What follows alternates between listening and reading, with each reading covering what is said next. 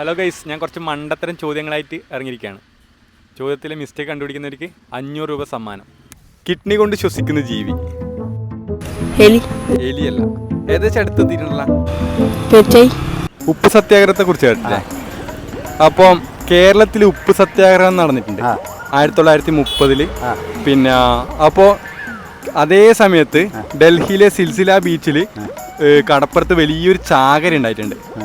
ആ ചാകരേന ബ്രിട്ടീഷുകാർ കളിയാക്കിയിട്ട് പിന്നെ ഇന്ത്യക്കാരെ കളിയാക്കിയിട്ട് ഒരു വാക്ക് പറയലുണ്ട്. ഇപ്പോഴും പറയുന്നൊരു വാക്ക് ഏതാണ് ആ വാക്ക്? ഉപ്പ് സത്യാഗ്രഹത്തിന് ഹോമിസിലൊരു വാക്കായിരിക്കുമല്ലോ അതല്ലേ? അല്ലേ? ഏകദേശം അങ്ങനെ ആയിരിക്കുമല്ലേ? ഉപ്പ് ചാകരയായിട്ട് വന്നായിരിക്കും. യുവ സാഹിത്യകാരൻ രവീന്ദ്ര ജഡേജയുടെ തൊലിയാർ മണിയൻ്റെ രോദനം എന്ന് പറഞ്ഞ ഒരു പുതിയ നോവലുണ്ട്. അത് ഈ അടുത്ത് സിനിമയായിട്ട് ഇറങ്ങിയിട്ടുണ്ട്. ഏതാണ് ആ സിനിമ? ARM അല്ല. നിങ്ങൾ കണ്ടിട്ടുണ്ടാകാൻ സാധ്യതയുണ്ട് ആ സിനിമ?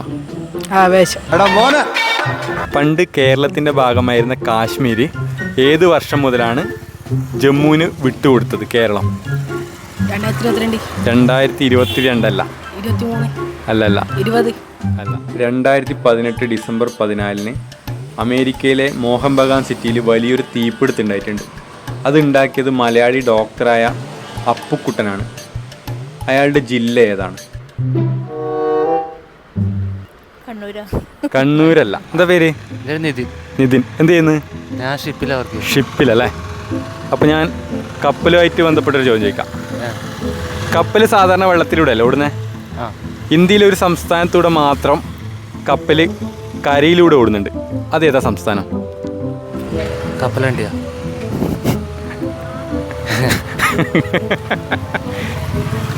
കുസൃതി ചോദ്യമല്ല. സീരിയസ് ആയിട്ടില്ല. കേരളം തന്നെയാണ്. വാസ്കോഡ ഗാമ കപ്പൽ വഴിയാവുന്നത് കോഴിക്കോടേക്ക് കാലത്തെ. വേപ്പിന്റെ രുചി എന്താണ്? കയ്പ്.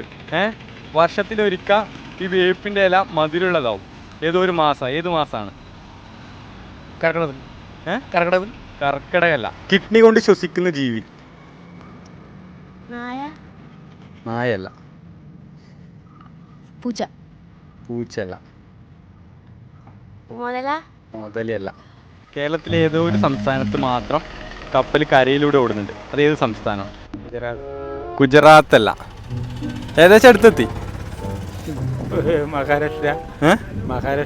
മഹാരാഷ്ട്ര അല്ല. ഇന്ത്യയിലെ പ്രമുഖ കാർ നിർമ്മാതാക്കളായ 2 കമ്പനികൾ ചേർന്നിട്ട് 2026 വലിയൊരു കാർ ഇറക്കുന്നുണ്ടേ.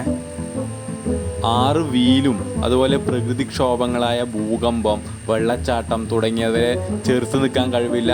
ഈ കാറിന് ചിറകലുണ്ട്, പെട്ടെന്ന് പറന്നു പോകാൻ പറ്റും. ഏത് കമ്പനികൾ ചേർന്നാണ് ഈ കാറ് നിർമ്മിക്കുന്നത്? അതിൽ ഏതെങ്കിലും ഒരു കമ്പനിയുടെ പേര് പറഞ്ഞത്? മാരുതി അല്ല.